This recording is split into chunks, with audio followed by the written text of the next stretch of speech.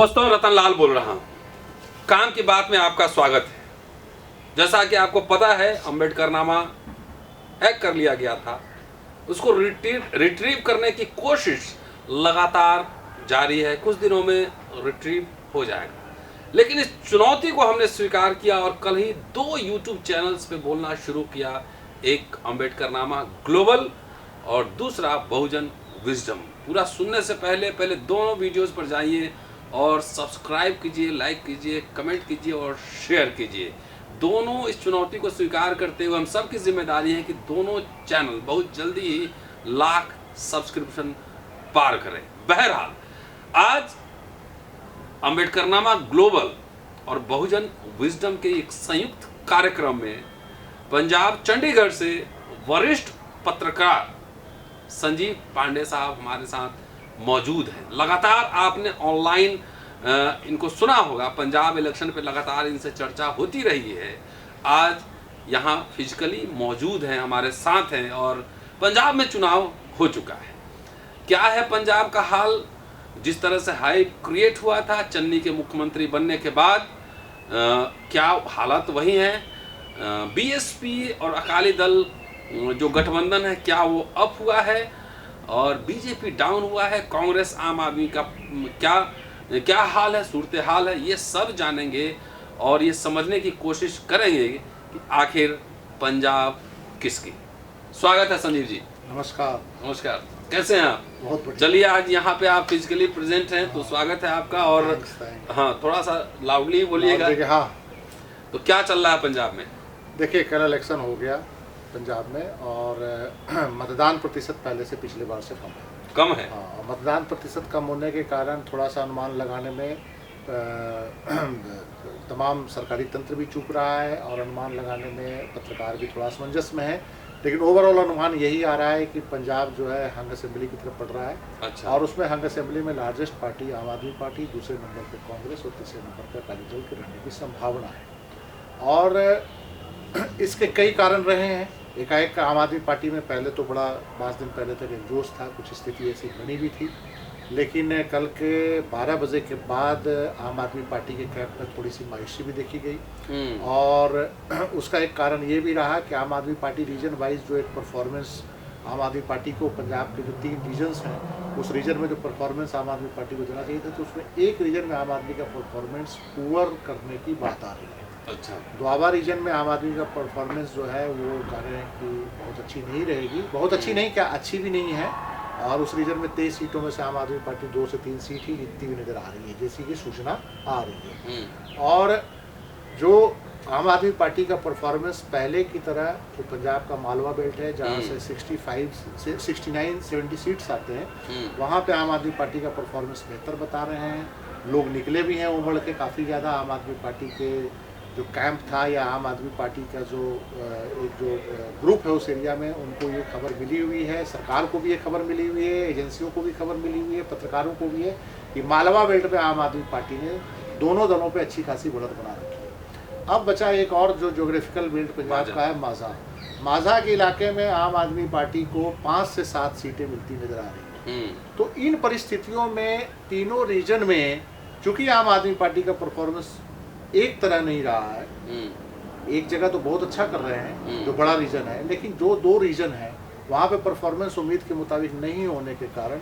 ये स्पष्ट बहुमत की तरफ आम आदमी पार्टी फिलहाल जाती हुई नजर नहीं आ रही है। बात हुई कांग्रेस की। कांग्रेस को पहले की तरह जो एक अनुमान था कि कांग्रेस दूसरे नंबर पे आने का अनुमान अभी भी जताया जा रहा है। कांग्रेस को लगभग उतनी ही सीटें बताई जा रही है, 35-40। अगर आम आदमी पार्टी को 45 से 5 माइनस होगा तो कांग्रेस 5 बढ़ सकती है। अकाली दल को भी वही 25 से 30 सीटों का जो है अनुमान बताया जा रहा है। एक जो इम्पोर्टेंट बात है कि पंजाब में मल्टी कॉर्नर कंटेस्ट है। मल्टी कॉर्नर कंटेस्ट में जैसे 5 कोणीय मुकाबले में कई जगह पे अनुमान लगाना बड़ा कठिन हो जा रहा है। जैसे किसान मोर्चा का अपना एक कैंडिडेट है, अमरिंदर सिंह और भाजपा का एक अलग गठबंधन है, और 3 बड़े दल, अकाली दल, बसपा गठबंधन और आम आदमी पार्टी और कांग्रेस। तो 5 कॉर्नर कंटेस्ट में मुश्किल थोड़ा सा अनुमान लगाना मुश्किल होता है। लेकिन कई जगह स्पष्ट अनुमान लग रहा है। अब जरा सा मैं थोड़ी सी बात करूंगा कि वीआईपी जो सीट्स हैं जिसके बारे में लोग अनुमान लगा रहे हैं, वीआईपी सीट्स में अमरिंदर सिंह फंसे हुए हैं, वो हार भी सकते हैं। अच्छा। नवजोत सिंह सिद्धू की जीतने की खबर बताई जा रही है, वो जीत जाएंगे। प्रकाश सिंह बादल का टफ सीट है, जो चीफ मिनिस्टर, वहाँ आम आदमी पार्टी उनको काफ़ी फाइट दे रही है। तो ये जो कुछ वीआईपी सीट, चरणजीत सिंह चन्नी जो है पहले तो 2 जगह से ऐसे लड़ रहे हैं, तो एक सीट जो उनका जो ट्रेडिशनल परंपरागत सीट है वहाँ पे पहले वो कमज़ोर थे, लेकिन लास्ट 5 दिन में उन्होंने काफ़ी गेन किया। अच्छा। और अब वो बताया जा रहा है कि चुनाव जीत गए। अब एक बात आती है कि जो मुद्दे थे वो किस तरह से लास्ट 5 इलेक्शन में 5 दिनों में कैसे वो मुद्दे किस तरह से वोटिंग पैटर्न को मुद्दों ने डिसाइड किया। देखिए, एक मुद्दा था कि फील्ड में एक डिस्कोर्स था हेल्थ, एजुकेशन और बेरोजगारी। इस डिस्कोर्स पे यूथ और वोमेन का एक बड़ा तबका आम आदमी पार्टी के साथ नज़र आ रहा था और वो रहा है। लेकिन उसको काउंटर कई जगह पे रीजन वाइज हुआ है, वो काउंटर जैसे कुछ डेरों ने काउंटर कर दिया। ठीक। अब उसके कारण आम आदमी पार्टी का कुछ नुकसान हो सकता है। जैसे डेरा सच्चा सौदा ने भाजपा का समर्थन किया, तो निश्चित रूप से डेरा सच्चा सौदा ने भाजपा का समर्थन किया, और जहां पे आम आदमी भाजपा कंटेस्ट में नहीं थी वहां पर उन्होंने अकाली दल को सपोर्ट किया। अच्छा। और हमें सुनने में आया है कि ये उनको डेरा को एक तरह से कहा गया था कि आप अकाली कांग्रेस को और आपको छोड़ के, जहाँ से डेरा को डायरेक्शन मिल रहा था राम रहीम सिंह को, कि आप जो है अकाली दल और कांग्रेस और आपको छोड़ के भाजपा और जहाँ पे अकाली दल के जो कैंडिडेट हैं उनको सपोर्ट कीजिए, ताकि बाद में अगर कोई हंग असेंबली आ जाए तो भाजपा और अकाली दल पुराने सहयोगी रहे हैं, तो बाद में फिर कोई सरकार बनाने की कवायद बनाई जाएगी। बसपा भी कोलैबोरेशन में पहले रही है। अब बात आती है कि चन्नी फैक्टर की एक ज़रूरी बात करनी होती है, क्योंकि चन्नी फैक्टर फर्स्ट मतलब कि कांग्रेस ने एक दलित चीफ मिनिस्टर का चेहरा बनाया था, और चन्नी फैक्टर द्वाबा बेल्ट में इनको काफ़ी मदद किया है। अच्छा। ये जो सूचना आ रही है, ये इन्फॉर्मेशन आ रही है कि द्वाबा के बेल्ट में, लेकिन वो मालवा बेल्ट में वो फैक्टर जो है जाके स्लो हो गया। हालांकि कांग्रेस के पास जो दलित वोटर हैं, जो ट्रेडिशनल वोटर, वो आए हैं, लेकिन जो चन्नी के साथ इन एडिशन जो मिलना था कि जो कुछ और दलित इकट्ठे होते, वो नहीं। वहाँ पे आम आदमी पार्टी भी बेरोजगारी, एजुकेशन और इस मुद्दे पे दलितों के वोट को उन्होंने अपना हिस्सा भी लिया है। और चूंकि मालवा बेल्ट में एजुकेशन और हेल्थ के जो सबसे ज़्यादा बुरा प्रभाव वो दलित आबादी पे भी पड़ा है, जो गरीब हैं गाँव में, उनके बच्चे नहीं है, तो आम आदमी पार्टी का ये नारा कि हम दिल्ली पैटर्न पे एजुकेशन देंगे, हेल्थ देंगे, वो उनमें कहीं प्रभावी नजर आया है। तो ये चन्नी फैक्टर की एक बात हो रही है। अब सवाल ये है कि आम आदमी पार्टी गवर्नेंस के बेस पर लड़ रही थी, और जो 3 जो बड़े मुद्दे थे पंजाब में, ड्रग, सैंड, लेकिन उसको काउंटर किया कांग्रेस ने दलित कार्ड से, और भाजपा ने डेरा कार्ड से काउंटर। अच्छा। अब उसमें आम आदमी पार्टी कैसे निकलती है, स्पष्ट बहुमत नहीं मिलने में एक बहुत बड़ा फैक्टर ये है, जो डेरा फैक्टर है। 2-3 डेरे हैं, तो एक डेरा तो डेरा सचखंड बल्ला, वो चन्नी के कारण उनका सपोर्ट कांग्रेस को गया है, इसमें कोई शक नहीं है। और दोआबा बेल्ट में अगर कांग्रेस अच्छा परफॉर्मेंस करती है तो उसका एक बड़ा फैक्टर चन्नी रहेगा। एक डेरा जो है मालवा बेल्ट में जो महत्वपूर्ण है, वो है डेरा राम रहीम का। उसने भाजपा और अकाली दल को टैक्टफुली सपोर्ट किया। अब उसके कारण भाजपा गेन कितना करती है, क्योंकि भाजपा के पास और कोई आधार बेस नहीं, अकाली दल के पास तो रूरल एरिया में भी बेस है। तो ये कितना अफेक्ट करता है आम आदमी पार्टी को रोकने में, कितना कामयाब होता है मालवा बेल्ट जहाँ पे डेरा सच्चा सौदा है। और एक जो है तीसरा कि देखिए, एक है ये तो इशू हो गए जैसे जो एक ये इसको बोलते हैं कि एक पॉलिटिकल स्ट्रेटजी जिसमें पार्टियां बनाती है, मतलब काम नहीं किया तो चुनाव जीतने के लिए जो स्ट्रेटजी होती है, साधु संतों से फतवा जारी करा लो, मौलाना से फतवा जारी करा लो, तेरा से फतवा जारी करा लो, डैमेज कंट्रोल कि हमने काम नहीं किया तो इनको कैसे किया जाए। जैसे उत्तर प्रदेश में मतलब कि अगर आपने काम नहीं किया तो रिलीजियस इशू खड़ा करो।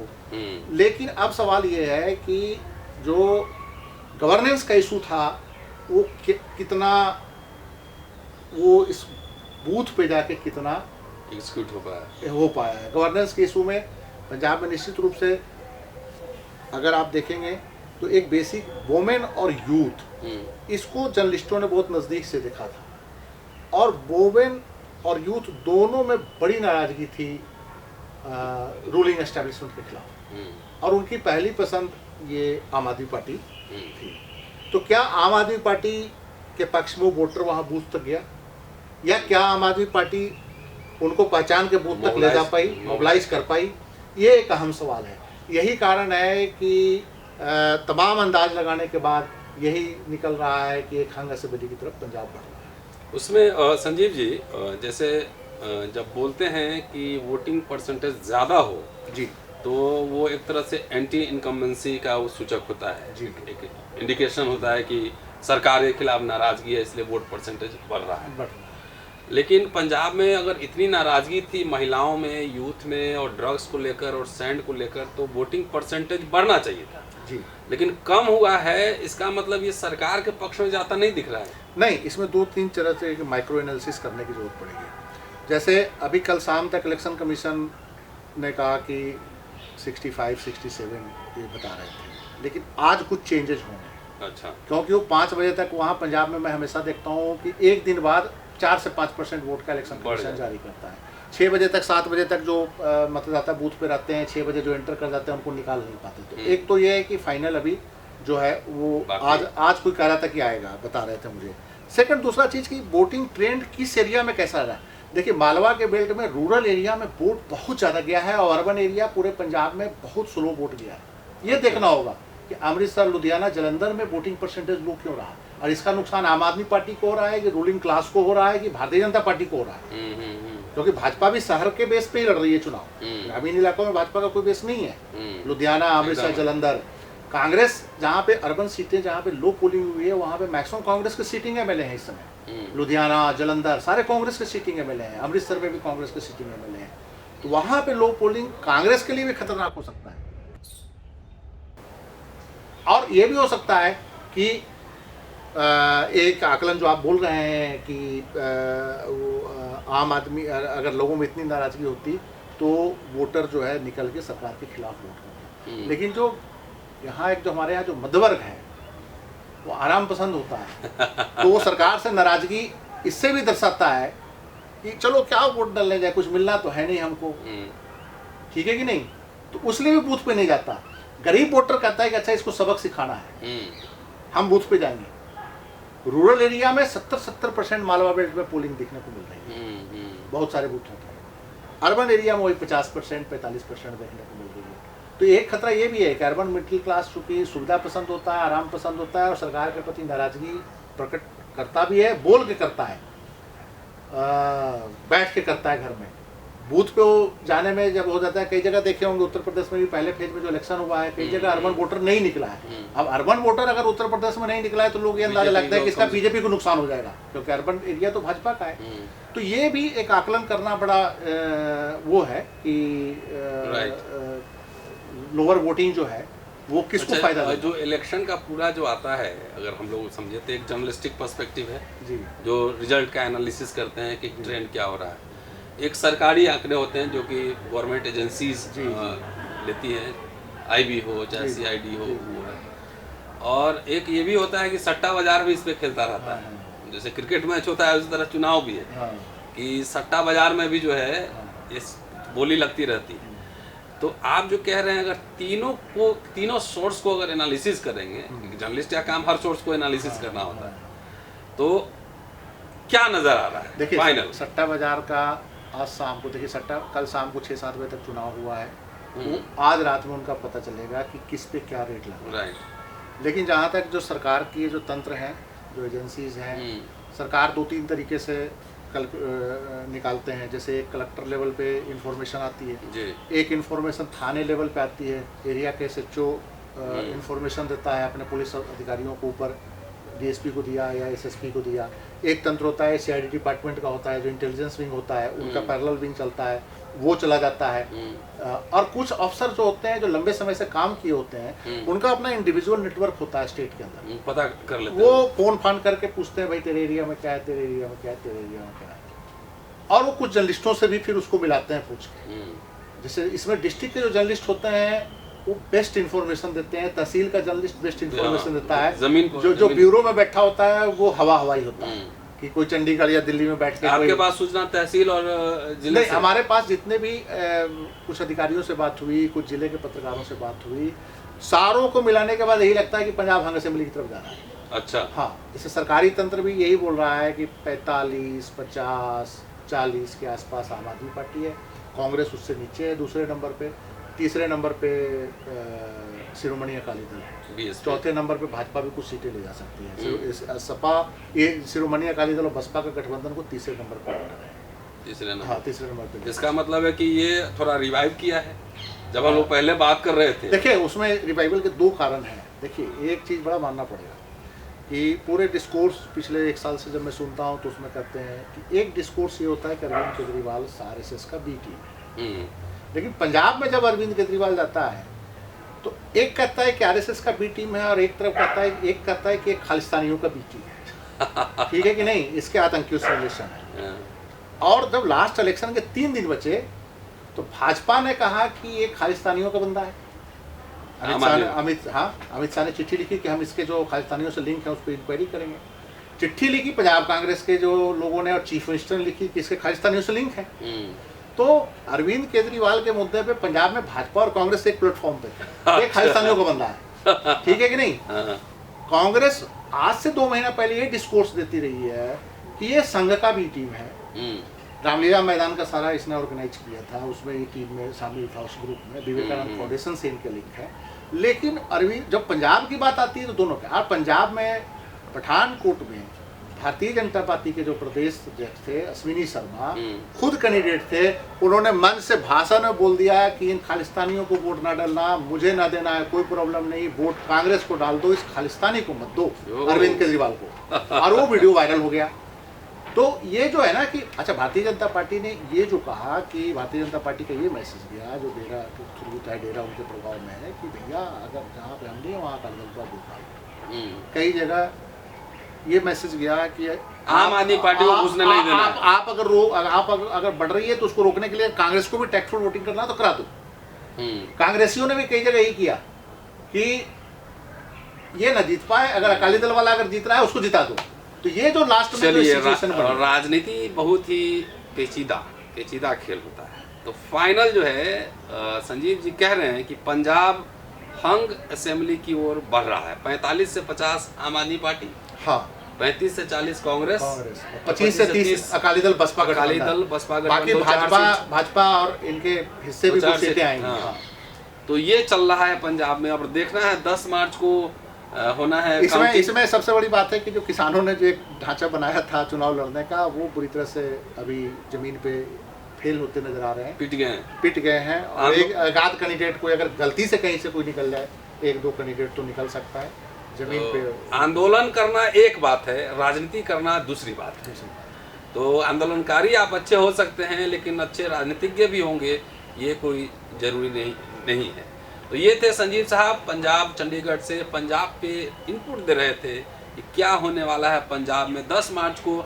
फिर इनको हम बुलाएंगे तीनों चैनल पे। अम्बेडकरनामा तब तक रिट्रीव हो चुका होगा और ये बाकी 2 चैनल पर, तीनों चैनल पर इंटरव्यू करेंगे। तब तक आप देखते रहिए अम्बेडकरनामा ग्लोबल और बहुजन विजडम। और जल्दी से जल्दी 10 मार्च तक ये दोनों चैनल के भी लाख सब्सक्रिप्शन पार कर जाने चाहिए। शुक्रिया, कीप वॉचिंग एंड शेयरिंग। फिर मुलाकात होती है जल्दी आपसे अगले एपिसोड में। शुक्रिया, जय हिंद।